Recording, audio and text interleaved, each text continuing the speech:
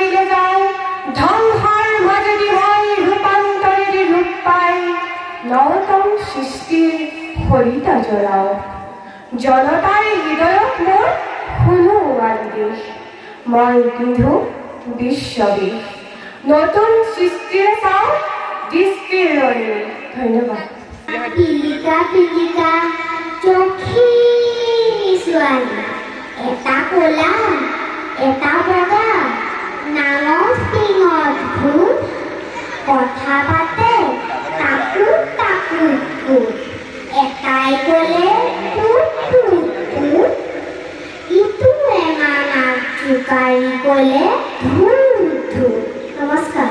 আমি ঢেকীয়াজুলিবাসী ৰাইজে নৃত্যালয় সংগীত একাডেমী ঢেকীয়াজুলিৰ উদ্যোগত শিল্পী ৰূপকুঁৱৰ জ্যোতিপ্ৰসাদ আগৰৱালাদেৱৰ মৃত্যু বাৰ্ষিকী সোঁৱৰণি দিৱস ভাগ উদযাপন কৰিলোঁ এই দিৱস ভাগ ৭৪ সংখ্যক দিৱস আমি ঢেকীয়াজুলিবাসী ৰাইজে উলহ মালহেৰে অনুষ্ঠিত কৰিছোঁ মহান শিল্পীগৰাকীক স্মৰণ কৰিছোঁ তেখেতৰ অসমীয়া জাতিটোৰ সুৰক্ষাৰ ক্ষেত্ৰত জাতীয় জীৱনৰ পৰিচয়ৰ ক্ষেত্ৰত আৰু জাতীয় জীৱনৰ মেৰুদণ্ডস্বৰূপ মহান শিল্পীগৰাকীক আমি সোঁৱৰণকাৰী আজি নিজকে গৌৰৱান্বিত বুলি ভাবিছোঁ তেখেতৰ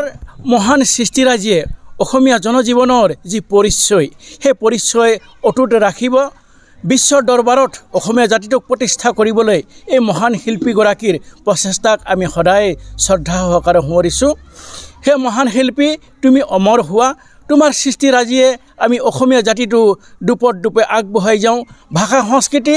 জাতীয় সংস্কৃতি ঐক্যতাবোধ সকলো দিশতেই যাতে আমাৰ জয় জয়ময় হয় আমি অসমীয়া জাতিটো বিশ্বৰ দৰবাৰত যাতে নিজকে পৰিচয় দিবলৈ আগবাঢ়ি যাব পাৰোঁ আমাৰ সকলো দিশতে যাতে কল্যাণ সাধন হয় তাৰ বাবে আমি সেই মহান শিল্পীগৰাকীক আজি শ্ৰদ্ধা সহকাৰে স্মৰণ কৰিছোঁ ধন্যবাদ